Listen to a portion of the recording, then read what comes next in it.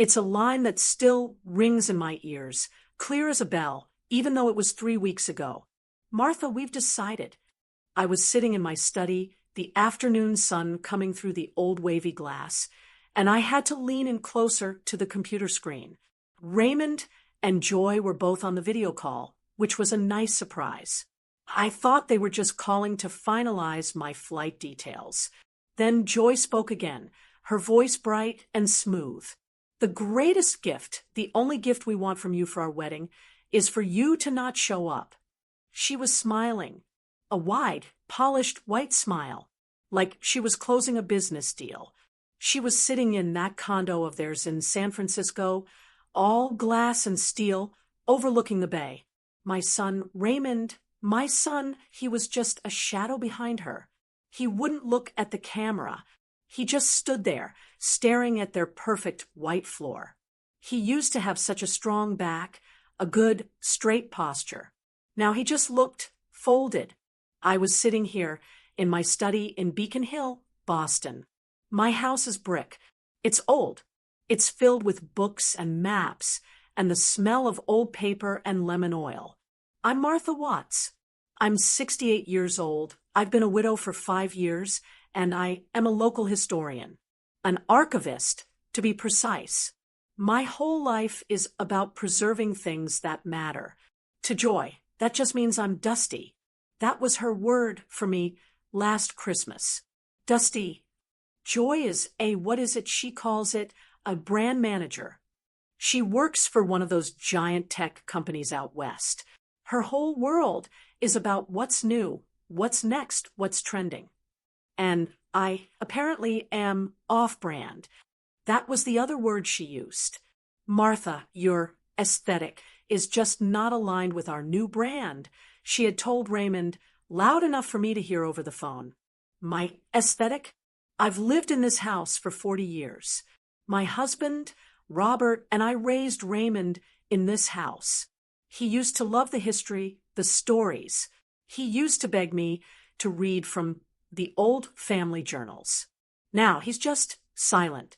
Joy kept talking, her voice so pleasant, so reasonable. That was the worst part. Your presence would just be confusing for our new circle, she said. It's a very modern event, Martha. Very clean. We're building a new future, and we've decided to curate our guest list very carefully. Curate, like I was a painting she didn't want to hang. They weren't just asking me to skip a party.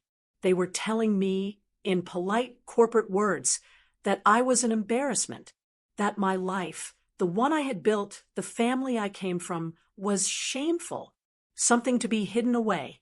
She went on. We just don't want to have to explain you, she said. You understand, don't you? It's not personal, it's just optics.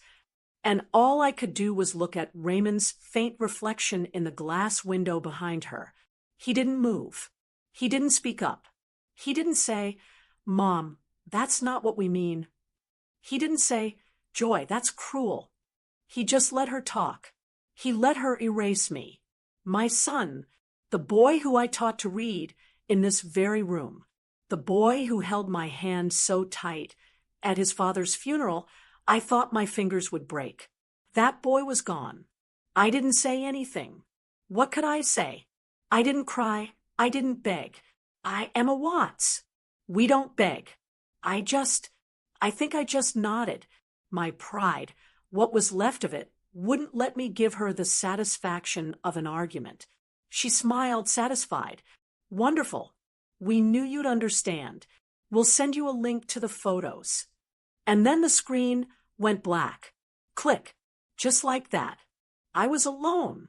The silence in my study was heavy. This is my favorite room, the heart of my home, but it suddenly felt cold.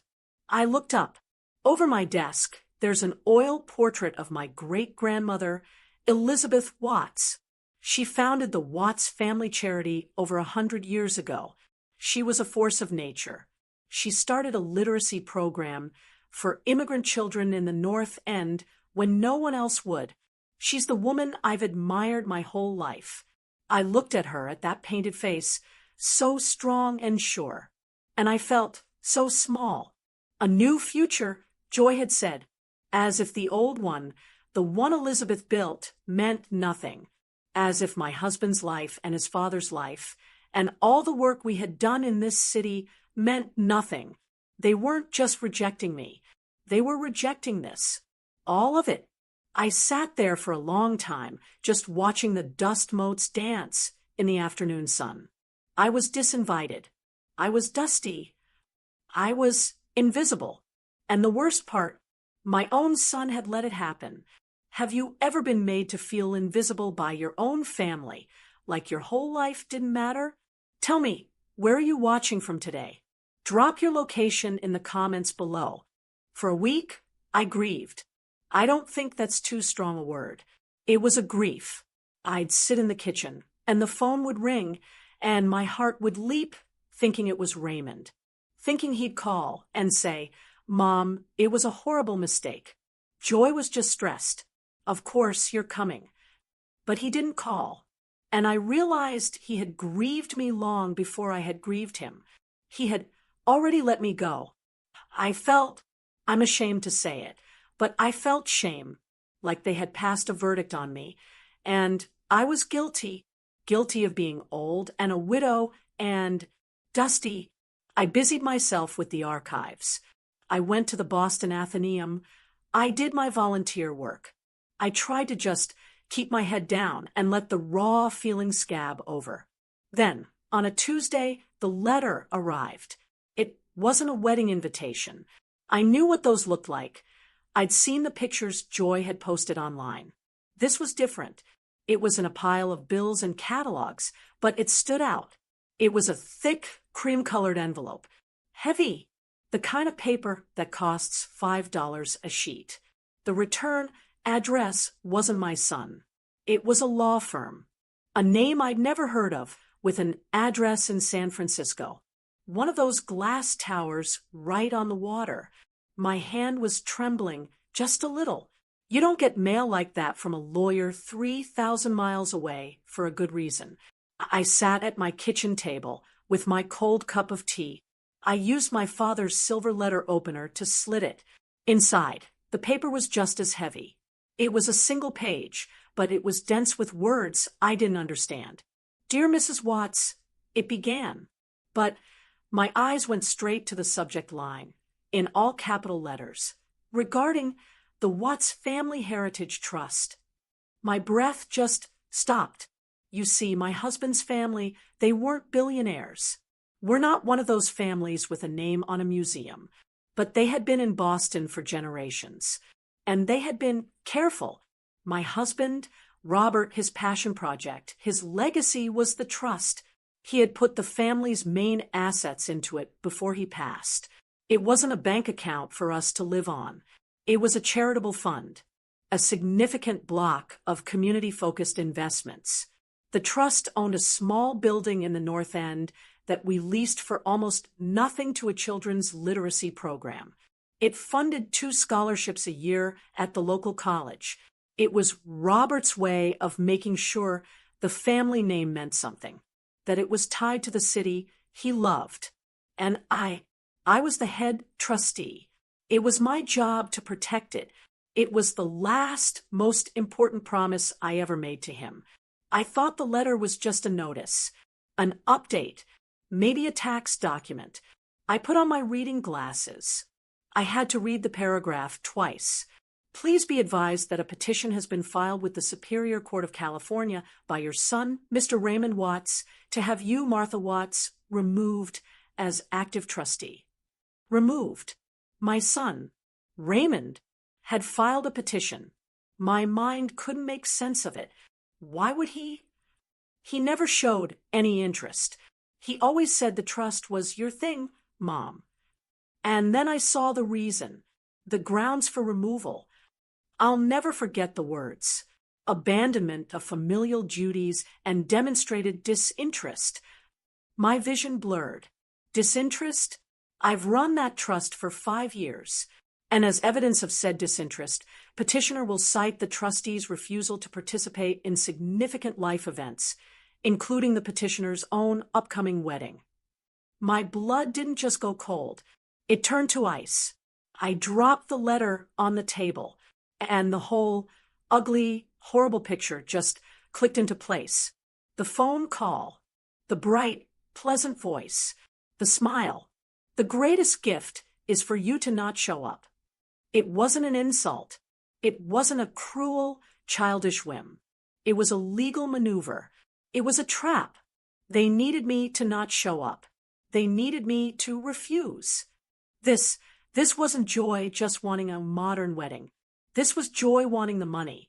She didn't just want me out of the white dress. She wanted me out of the trust. She wanted me gone. And she had convinced Raymond, my son, to sign his name to the paper. That would do it. They would go to a judge with their expensive lawyer, and they would look so sad. We're just heartbroken. Joy would say, we begged his own mother to come to our wedding, and she refused. She has abandoned us. She has abandoned her duties. She is clearly not fit to manage this trust anymore. And then what? They would petition for Raymond to be the new trustee.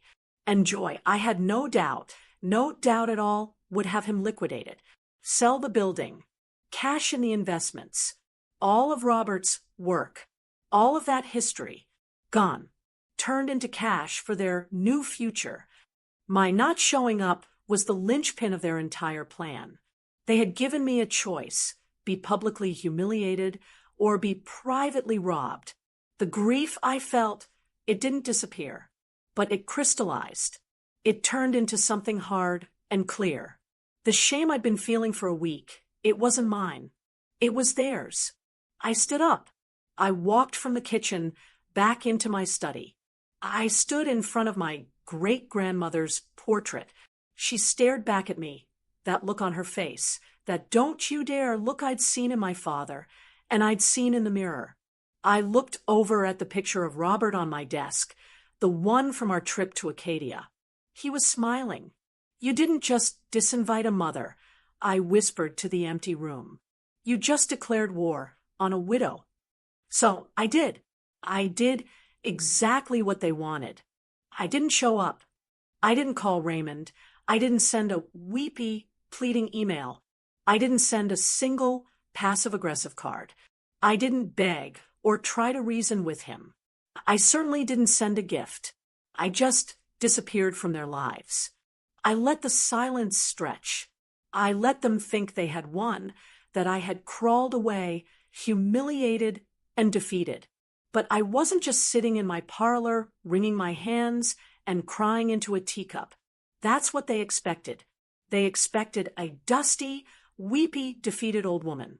They got an archivist, and they got a widow. And let me tell you, there is no one more underestimated and no one more methodical than a widow with a mission. The first thing I did was pick up the phone. But I didn't call Raymond. I called my oldest friend, Betty. Betty and I have been friends since we were roommates in college. She's 70 years old, retired, and sharper than any 30-year-olds you can find. She was a probate lawyer in this city for 40 years. Betty knows exactly where the bones are buried because she's the one who helped write the maps. We met for tea. Not at my house, not at hers. We met in the courtyard of the Boston Public Library, a neutral ground. I didn't even get through the whole story. I just slid that thick, cream-colored letter from the San Francisco law firm across the table. Betty put on her glasses. She read it, her face getting tighter and tighter. When she finished, she very calmly folded the letter, placed it on the table, and said a word that I cannot repeat. "Martha," she said, her voice like gravel. "This is elder-focused financial abuse. It's textbook.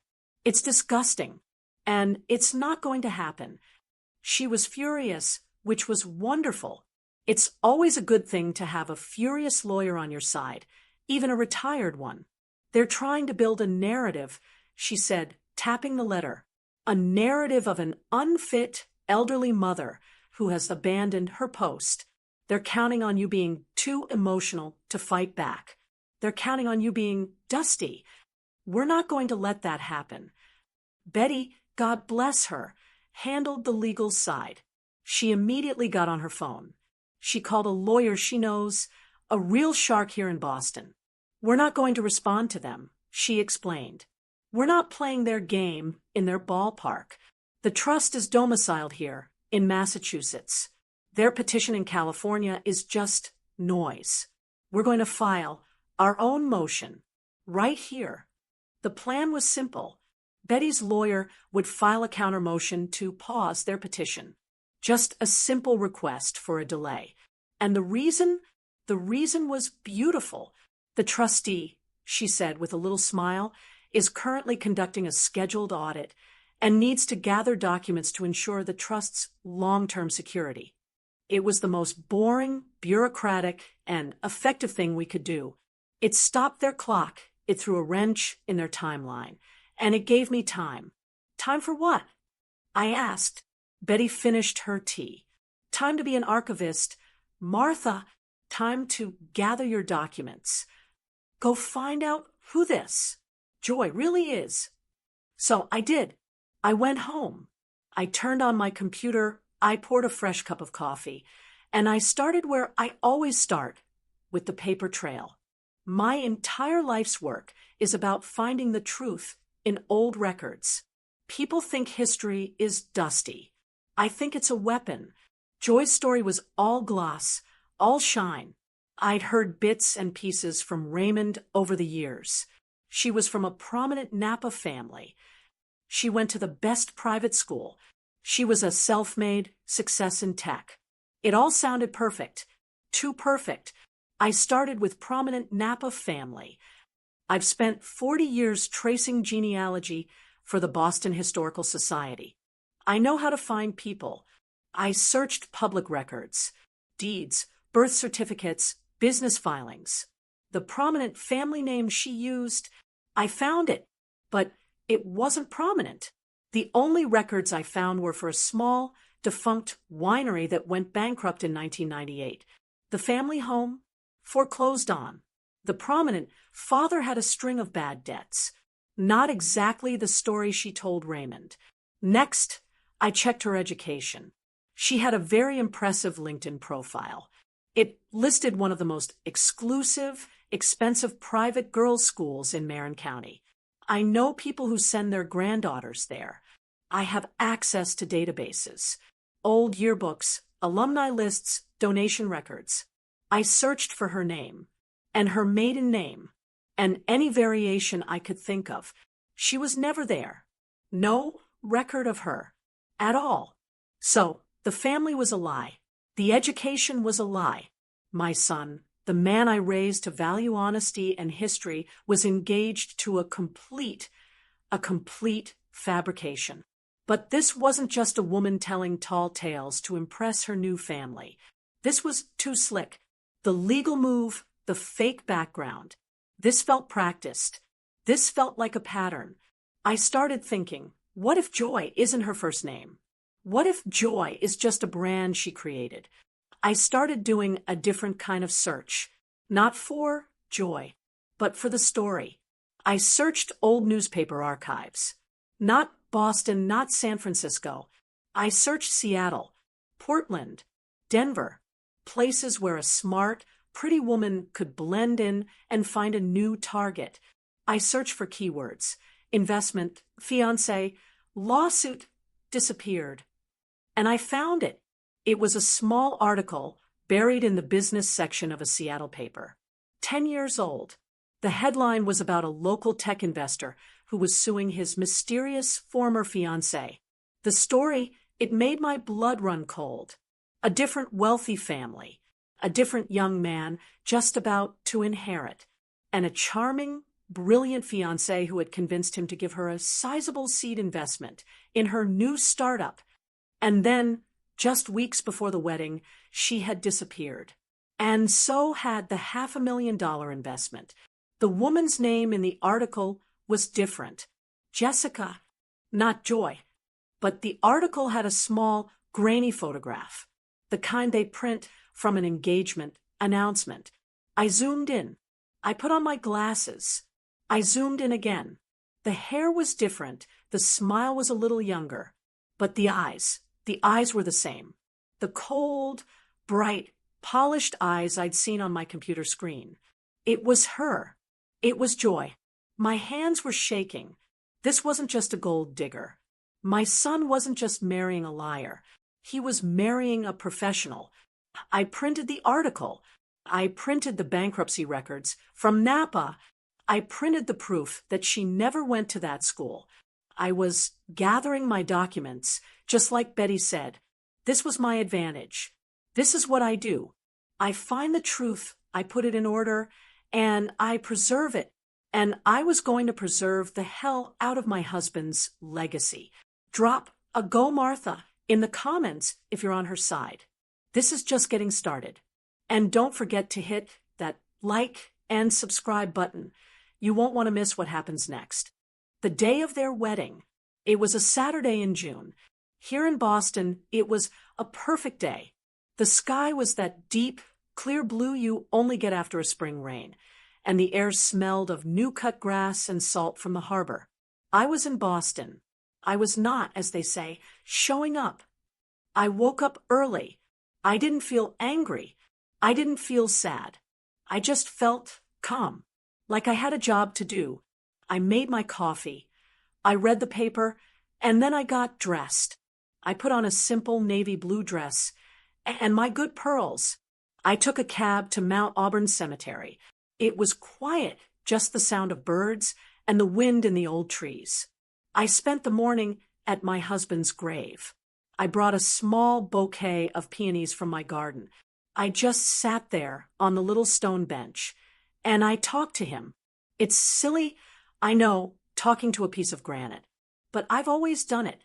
"Well, Robert," I said, tracing the letters of his name, "our boy is getting married today. You wouldn't recognize him. But that's not what I'm here to talk about." I told him about the letter. I told him about Joy. I told him about the trust. And I told him what I was about to do. "They think I'm dusty. Robert," I said, "they think I'm a silly old woman who doesn't understand their new future. They've mistaken politeness for weakness, and they've mistaken my grief for, I don't know, incompetence." I stood up and brushed the grass from my dress. "I'm going to protect it, Robert, the way you would have. I'm going to protect your legacy, and I'm going to protect our son, even if it's from himself." I felt a sense of peace settle over me. I wasn't betraying my son. I was saving the last, best part of his father. I left the cemetery, and I didn't go home. I went to my lawyer's office.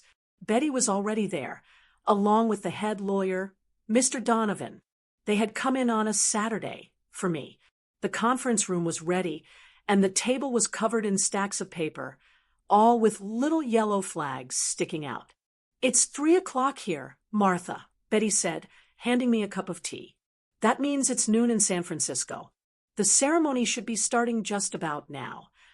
I pulled out my phone, and I did something I rarely do. I opened up that social media app, that Instagram. Joy's friends, they were posting everything. They were using some silly hashtag for the wedding. I watched it all unfold.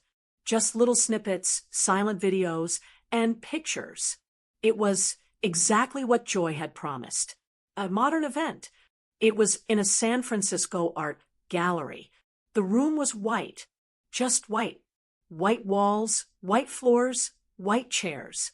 No flowers, just some strange sculptures made of, I don't know, twisted metal. The guests all looked the same.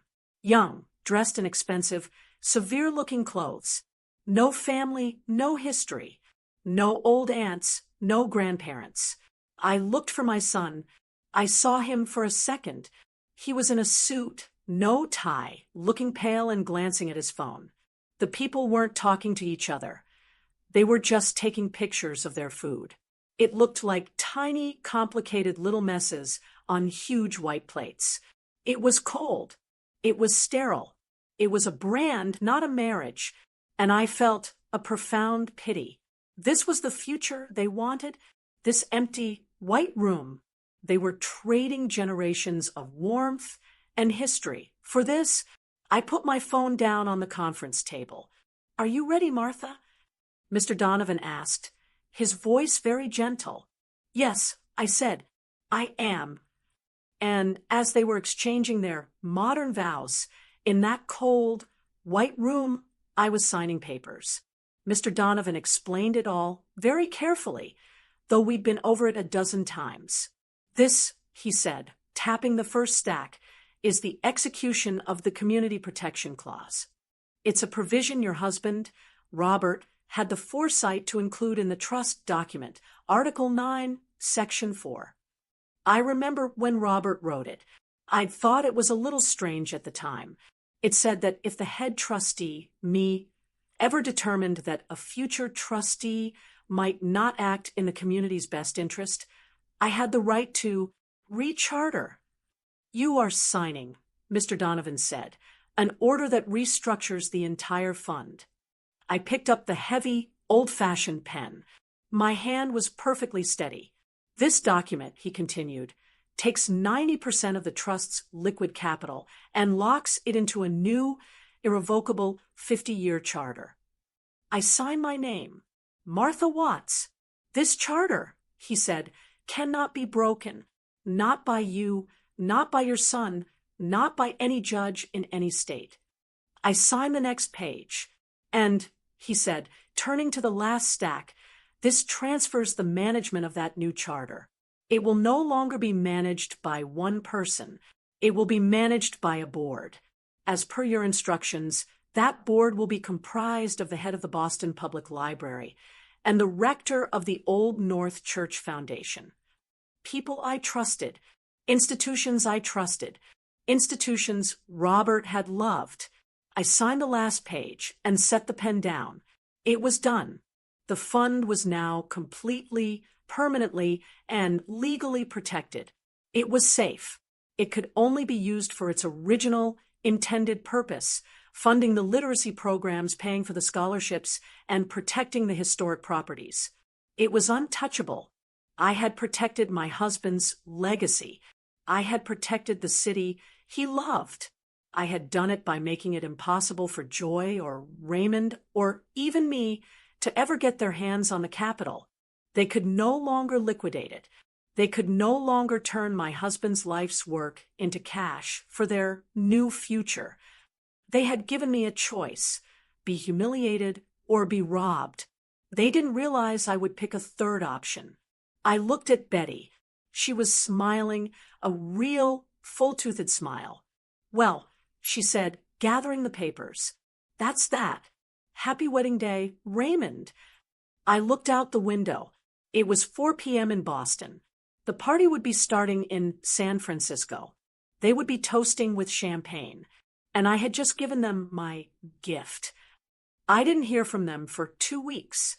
I saw the pictures online. Some tropical place with sand so white it hurt your eyes and water so blue it didn't look real. Joy was in a different bikini in every shot, and Raymond, he just looked like an accessory. He was holding her drink or rubbing lotion on her back, always in the background. They looked like a magazine ad. I waited. I knew it was coming. They weren't just on a honeymoon. They were on a victory lap. They were celebrating the wedding and the new life they thought they had just secured. I just went on with my life. I went to the library. I spent 2 whole days weeding the hydrangeas. I waited for the other shoe to drop. The call came from Betty, not from them. It was a Monday morning. "Well," she said, and I could hear the smile in her voice, "the fish has taken the bait." "What happened?" I asked, sitting down at my kitchen table with my coffee. "Their lawyer called Mr. Donovan," Betty said. "Mr. and Mrs. Watts apparently returned from their celebration and were inquiring about the status of the trust. I believe inquiring is a polite word for showed up demanding a check. And Mr. Donovan, bless his heart, simply faxed them the newly filed, fully executed, and court-stamped charter documents. All 30 pages of them. No cover letter, no explanation. Just the facts. The funds, he informed them, have been rechartered. He said he's never had a more silent response from another lawyer in his life. I knew what that meant. The lawyers knew, and now they knew. The call from them would come next. It came 2 days later. A Wednesday afternoon. I was in the garden. It was hot, and I was in my old straw hat, finally tying up my late-season tomatoes. They were heavy on the vine. My phone was on the little wrought iron patio table next to my basket. It buzzed. I saw the San Francisco area code. My heart didn't leap. It just settled. I took off my dirty garden gloves, one finger at a time. I wiped my hands on my apron, picked up the phone, and I hit the accept button. I put it on speaker. Hello. Silence. At first, I just heard breathing and a strange, muffled sound, hissing. Then, a voice.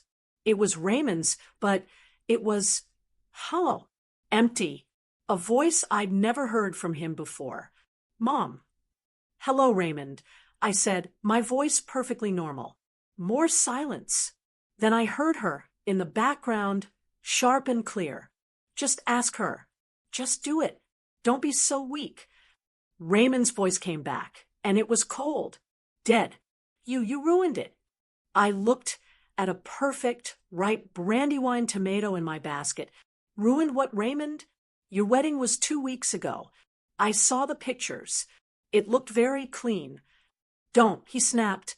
The first little spark of life. Anger. Don't play dumb. The money. The trust. We had plans for that money. Joy. Joy is we needed that. You knew we needed that. You did this to punish me. There it was. He'd said it. Not. Mom, what's going on? Not. Is there a problem? But a direct admission. He was angry because the money he tried to take was gone. I took a breath. I looked at the red brick of my house, the house he grew up in. What money, Raymond? I asked, and my voice was quiet. Are you talking about the Watts Family Heritage Trust? Of course I am. What do you think I'm talking about? Oh, I said, you mean the money your father set aside for the city's children? The literacy program in the North End? The scholarships for those kids? Those plans? He had no answer. He just made a sound, a frustrated, choking sound. He knew. He knew he'd just admitted to trying to steal from a charity. And then she came. He's useless. I heard her shriek. The phone must have been fumbled because suddenly her voice was in my ear, loud and sharp and ugly, like a siren. You bitter old witch. There she was, the real Joy, not the smooth, smiling, curated brand manager. This was the woman underneath. You couldn't stand it, she screamed, and I had to hold the phone away from my ear. You couldn't stand to see us happy. You couldn't stand to see us have our future. You'd rather give it to strangers than your own son.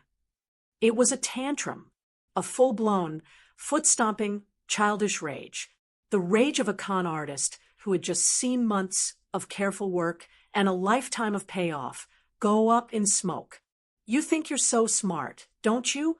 Hiding in your dusty old house with your dusty old books. You are a pathetic, jealous, dried up. She kept going. I just waited.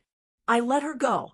I let her wind herself down until she was just gasping for air, just little angry hisses. I waited for a good, long 5 seconds. The silence was loud.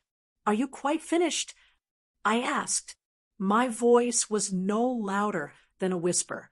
She sniffled, furious. You? Joy, I said, and my voice was perfectly calm, perfectly steady. I simply honored my husband's wishes. That's what a trustee does. The trust is safe. The charities are safe. That's all that matters to me. She started to wind up again. You don't know what you've... I cut her off, gently. But I said, speaking of strangers, you're right. I was worried about strangers getting the money. It's funny you should mention that. What? She snapped. What are you talking about? Well, I was just doing some research. As an archivist, I get curious. I started looking into things. Tell me, how is Seattle this time of year? Nothing. Not a word. The screaming stopped. The hissing stopped. The breathing stopped. It was a dead, cold, absolute silence on the other end of the line. I could hear a clock ticking in their condo. I could hear a siren far away in San Francisco. I had just let her know. I know who you are. I didn't have to say, Jessica. I didn't have to say investment fraud. I didn't have to say $500,000. I just had to say Seattle. And in that one word, the entire game changed. The power didn't just shift, it avalanched. She was the one who was dusty now. She was the one who had been archived. I waited. I counted to 10. Then, a click. They hung up. I put my phone down on the patio table, right next to my basket of tomatoes. My hand wasn't even shaking. I picked up my garden shears, and I went back to work. The honeymoon was over. Wow, that phone call, just hearing that silence, it gave me chills. Have you ever had to make a choice between your principles and a family member when you knew you were right, but it was still the hardest thing you'd ever had to do? It's a hard place to be. Let me know your thoughts in the comments. I'll be honest, after that phone call, after the Seattle comment, the silence that followed felt like a victory. It felt final. I thought it was over. I truly believed that I had drawn a line, protected the trust, and that they, Joy, would just be so terrified of being exposed that she would crawl back under whatever rock she came from. I thought I had, as they say, stuck the landing. For about a month, life in Boston was quiet. It was peaceful. I gardened. I met Betty for tea at the Athenaeum. I went through Robert's old files for the Historical Society. I was just Martha again. I was healing. I was letting go of the anger. I was a fool. The call came from Betty, just as it had before. She didn't even say hello. Martha, I'm sending you a link to your email. You need to sit down, and you need to pour yourself a drink. A stiff one. Betty, what on earth? Just do it, she said, and hung up. My heart was doing that familiar, cold, little drop. I went to my study, to the computer. My hands were shaking just a little. I opened my email. There was the link. I clicked it. It was a website. And it was beautiful. It was slick, modern, and very, very expensive. The colors were soothing, as Joy would say, creams and pale blues. The pictures were of my stomach turned over. The pictures were of Boston. There was a gorgeous, sweeping shot of the public garden in the spring. There was a picture of the lanterns at the Old North Church. There was even a black and white photo of the Custom House Tower, my husband's favorite building, and the name, in big, elegant letters, was the New Century Fund. The tagline underneath read, honoring a legacy of innovation from Beacon Hill to Silicon Valley. I felt the blood drain from my face. What is this? I whispered. I started to read. It was all corporate nonsense, but it was smart. It was Joy's voice, polished and perfect. It was raising money, it said, for underserved tech innovators. It was about funding the next generation of dreamers. It was all very impressive, until I scrolled down to the Our Heritage page. There was no picture of me or Raymond or even Robert, but the words, she had used our name. The text was a masterpiece of implication. It talked about generations of Bostonian philanthropy. It mentioned the Watts family's long-standing commitment to community. It didn't say it was connected to my husband's trust. It didn't have to. It just sat itself right next to our legacy, like it belonged there. It was implying it was a sister fund, a modern West Coast branch of our trust. My hands were ice. I scrolled, and I scrolled, and I found the board of advisors. And there he was, Raymond Watts, co-founder. And there she was, Joy Watts, co-founder and chief visionary officer. I finally understood. I had been so naive. The Seattle incident, that wasn't a one-off. That wasn't a mistake she made in her youth. It was her business model. This was her pattern. This is what she does. She finds a family with a good name, a good reputation, and money. She marries in. And if she can't steal the money, she'll just impersonate it. She hadn't been terrified when I said Seattle. She had been furious that I'd found out. And this was her revenge. She couldn't get the old money, so she was going to use our name to get new money. She was using my husband's reputation, his goodness, his life's work, as a costume, as a mask to hide behind while she ran her next con. She was preying on good, wealthy people in San Francisco, people who would see the Boston connection, see the Watts name, and think, oh, this is legitimate. This is old money. This is safe. This was a new level of disrespect. This wasn't just about my family anymore. This wasn't about a son being a fool. This was about fraud. This was about protecting my husband's name. I closed the laptop. The quiet anger I felt, it wasn't the hot rage I'd heard from Joy. It was cold. It was the cold, focused, methodical resolve of an archivist. She wanted to use our history? Fine. I was going to use hers. I picked up the phone and called Betty. You were right, I said. I needed that drink. What are you going to do, Martha? I'm going to work, I said. I'm going to do what I do best. I'm going to gather my documents. And I did. I got back to work. That first article, the one from Seattle, was just a starting point. It was Jessica. It was a $500,000 startup, but it was 10 years old. I needed more. I started tracing her, not as Joy, but as Jessica. I looked up the court dockets from that lawsuit in Seattle. I found the name of the man she'd conned. I found the name of his lawyer. And in the legal filings, I found something new, a mention of a previous business partner, a name I didn't recognize in Portland, Oregon. So I started digging in Portland. And there she was. Only this time, her name was Jenny. And this time, it was a real estate development fund. And this time, it was $200,000. Another man, another investment, another disappearance. Seattle, Portland, and now San Francisco. She wasn't just a con artist. She was a serial predator. I spent the next 2 weeks in my study. I didn't just Google her. I went into deep, paid databases, LexisNexis, court records, business filings. I cross-referenced everything. I put it all together. I didn't just make notes. I created a report, a full 30-page, footnoted, and indexed report, like I would for the Historical Society. Cover page, a pattern of deception, a case study of Joy Watts, Jessica Taggart, and Jenny Stone. Chapter 1, The Napa Myth, including the bankruptcy records of her father's prominent winery. Chapter 2, The Education Fabrication, including the letter from the private school stating she had never been enrolled.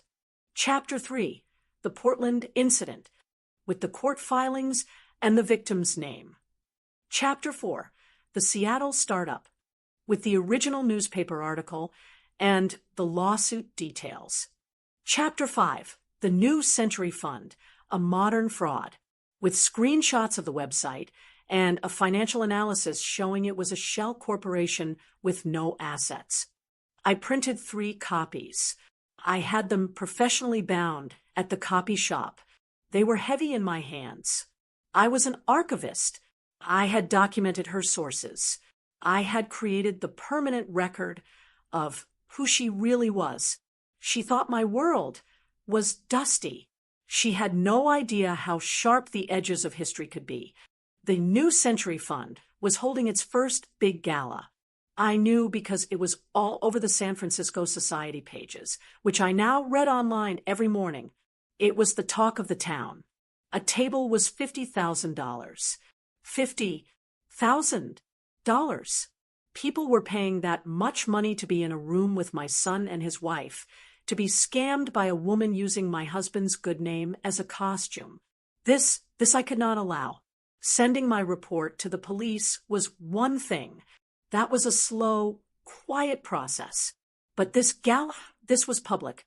This was tonight. She was stealing from people tonight, using my family's reputation as her weapon. This required a public solution. So, I did something I hadn't done in 6 years. I bought a plane ticket, a nonstop from Logan to San Francisco. I packed one small carry-on bag. I put in my good pearls, my navy blue dress, and a sensible pair of shoes. And in my canvas tote bag, the one I take to the library, I placed the 3 professionally bound copies of my report. I showed up. I arrived in San Francisco that afternoon. I didn't check into a fancy hotel. I checked into a modest, clean one near the airport, had a cup of tea, and I got dressed. I put on my coat, a simple, elegant Boston wool coat. It's always cold in San Francisco. I took a cab to the hotel where the gala was being held. It was one of those new, glittering places, all glass and sharp edges.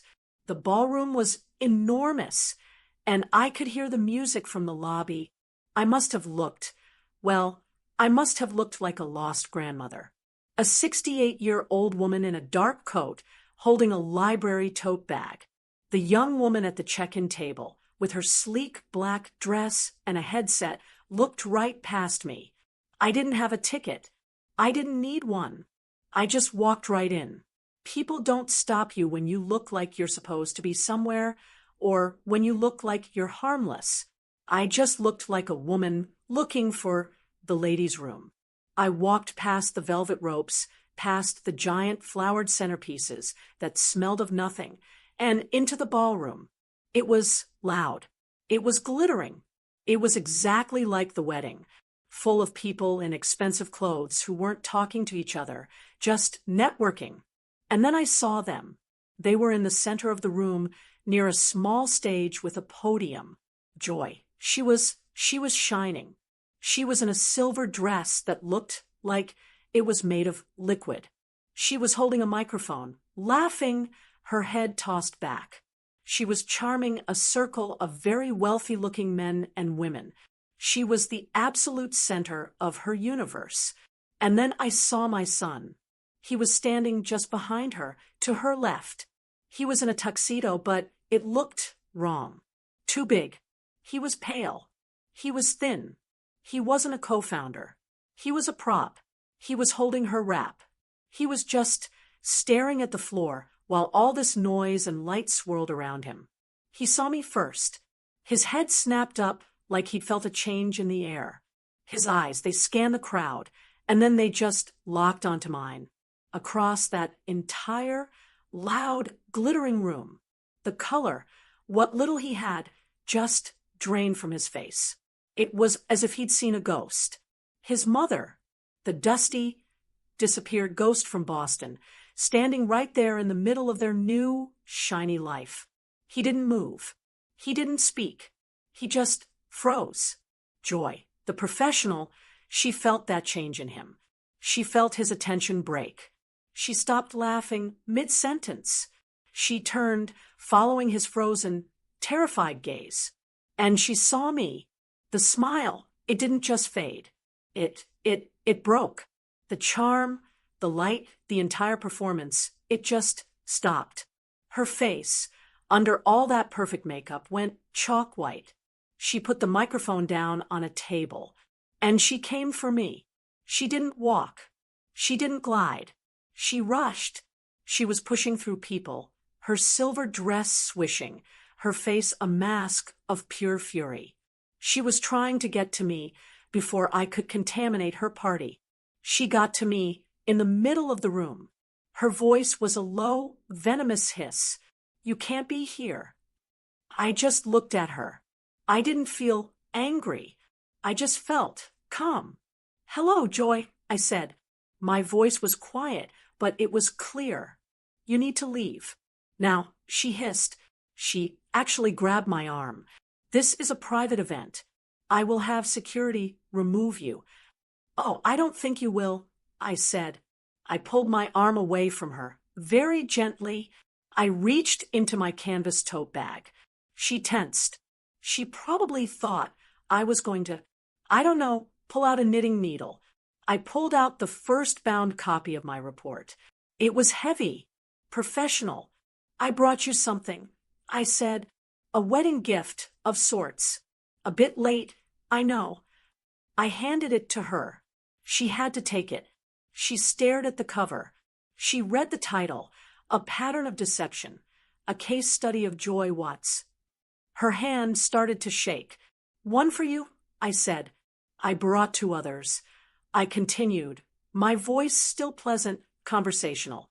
I looked past her, across the bright room. "You see that man over there?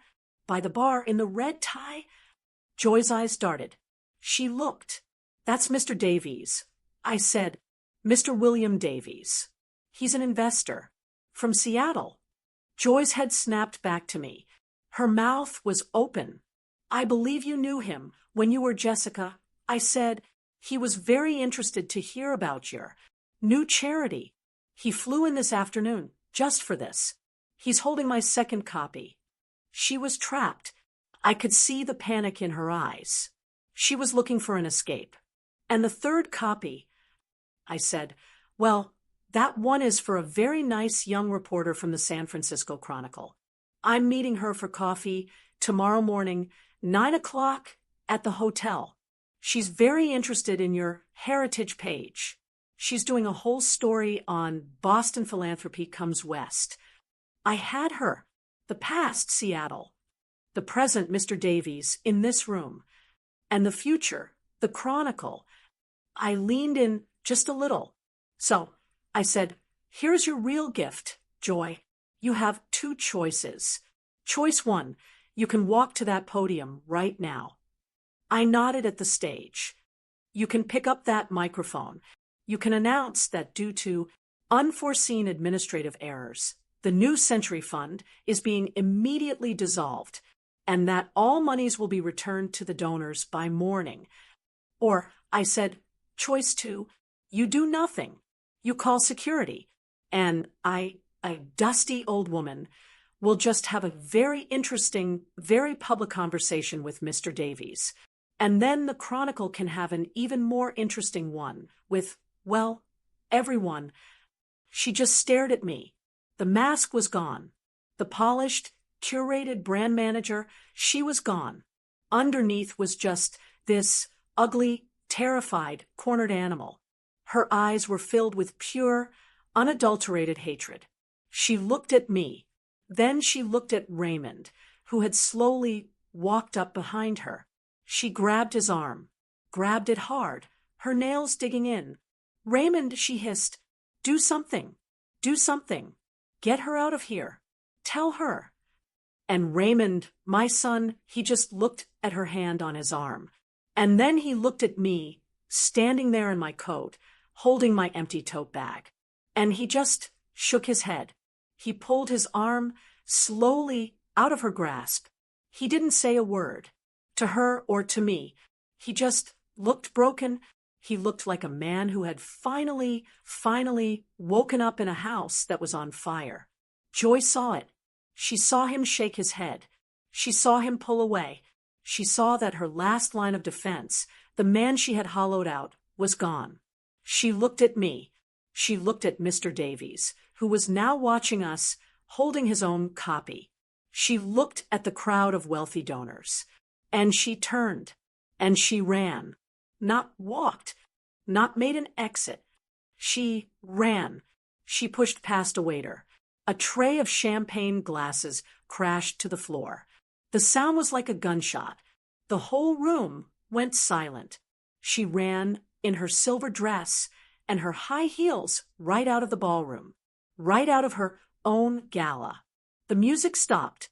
Everyone was staring at the empty doorway, and then at the broken glass, and then at me and at my son, who was just standing there, alone, in the middle of the room, as the champagne DRI old underscore pet onto the floor.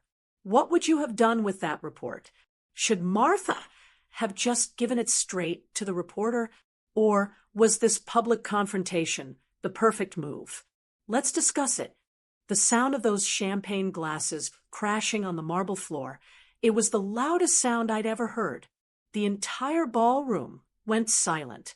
The music, the chatter, everything just stopped.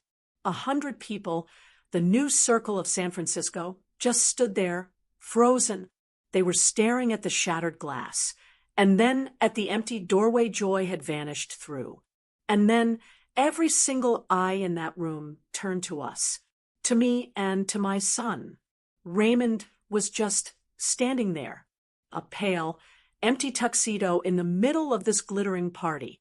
He was staring at the doorway. He looked like a child, lost and terribly, terribly broken. I had done what I came to do. I had protected my husband's name. I looked at my son, standing there in the ruins of the life he'd chosen. This was his mess. This was his rock bottom. He had to be the one to clean it up. I didn't say a word to him. I just turned. I put the empty, bound copy of my report back into my canvas tote bag. I pulled my wool coat a little tighter, and I walked out. I walked right past the security guard, who was now rushing in. I walked past the check-in desk. I walked out of the revolving glass doors and into the cold, damp San Francisco night. I flagged down a cab, went to my hotel, and booked the first flight back to Boston in the morning. My disappearance was over, and so, in a way, was my war. The rest was just cleanup. The New Century Fund, as you can imagine, imploded. Mr. Davies, the man from Seattle, made sure of that. He and the two other donors I had found, they didn't just want their money back. They wanted justice. Betty's legal team here in Boston and the lawyers for those investors in San Francisco came down on them like a ton of bricks. The gala, the website, the whole thing was dissolved in less than a week. Every penny was accounted for and returned to the donors. The San Francisco Chronicle got its story, after all, and it was a lot more interesting than Boston Philanthropy Comes West. And Joy, Jessica, Jenny, she was gone. She didn't just run from the gala, she ran from the country. The lawyers found that her passport was used at SFO for a one-way ticket to a country with no extradition treaty, just 6 hours after she fled the ballroom. She left the condo, the car, the marriage. She left everything. She just vanished. She was a professional, and professionals know when the con is over. And Raymond, he didn't run. He couldn't. He had nowhere to run to. He had to stay. He had to be the one to face the lawyers, to face the donors, to face the public humiliation of the Chronicle article. He had to be the one to pack up that cold, glass-walled condo, to sell the art, to answer the questions. He didn't come home to Boston. I'm glad for that, in a way. He couldn't just run back to his mother. He had to find Raymond again. He stayed in California. Betty told me he was in therapy. He got a simple job, not in tech, not in finance. He works at a nursery of all things, a plant nursery in a small town north of the city. He's outside. He's working with his hands. He called me last week. It was the first real conversation we've had in 3 years. He didn't ask for money. He didn't make excuses. He just talked. He told me about his hands, how they were chapped. He told me about a kind of lavender he was learning to grow. And then he got very quiet, and he said, "Mom." His voice just cracked. He said, I read the report you gave her. The other report, the one about Seattle. I found it in her desk after she left. I just held the phone. I didn't say anything. It was never real, was it? He whispered. No, Raymond, I said very gently. It wasn't. He was quiet for a long time. I could just hear him breathing. And then he said the words I didn't even know I needed to hear. He said, I'm so sorry, Mom. And thank you. Thank you for not letting us. Thank you for stopping it. Thank you for saving it. Dad's work. I know what I did. It's not perfect. It's not fixed. It's a start. It's a tiny green shoot pushing up through the rubble. As for me, I'm still here in my dusty house. I'm still the head trustee of the Watts Family Heritage Trust. But I'm smarter now. I brought new people onto the board. I brought in the head of the Historical Society. I brought in Betty. I'm not a lone widow guarding the past. We're a team. And I'm training my replacement. Her name is Anna. She's a young archivist from the public library. She's brilliant.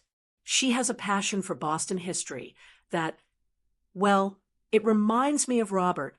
She doesn't care about new futures. She cares about the future, the one you build by protecting the past. I'm teaching her the ropes. I'm showing her the archives. I'm showing her how to read the old maps, how to manage the scholarships, how to protect the legacy. She is my new legacy. I realized it isn't about a building. It's not about a bank account. It's not even about your own blood. A legacy, it's the knowledge you pass on. It's the strength you share. Joy and Raymond, they thought disappearing was a punishment. They thought it was the end. But it wasn't. It was a gift. It was the thing that finally gave me clarity. They told me to disappear. So I did. I disappeared as a victim, as a dusty old woman, as a sad, lonely mother, and I showed up as the woman my husband always knew I was. As a trustee, as an archivist, as a fighter, as Martha Watts. And that's a woman who will never be off-brand. The story ends with Martha and her son, Raymond, on a long, slow path to healing. Do you believe family bonds can truly be repaired after such a deep financial betrayal? And what would you have done if you were in Martha's shoes? Would you have been as kind? Please share your story and your thoughts in the comments below. Your voice and your wisdom always matter. I read every single one. And if this story touched you or reminded you of your own strength, please don't forget to like this video, share it with someone who might need to hear it, and of course, subscribe to the channel for more stories. Thank you for listening.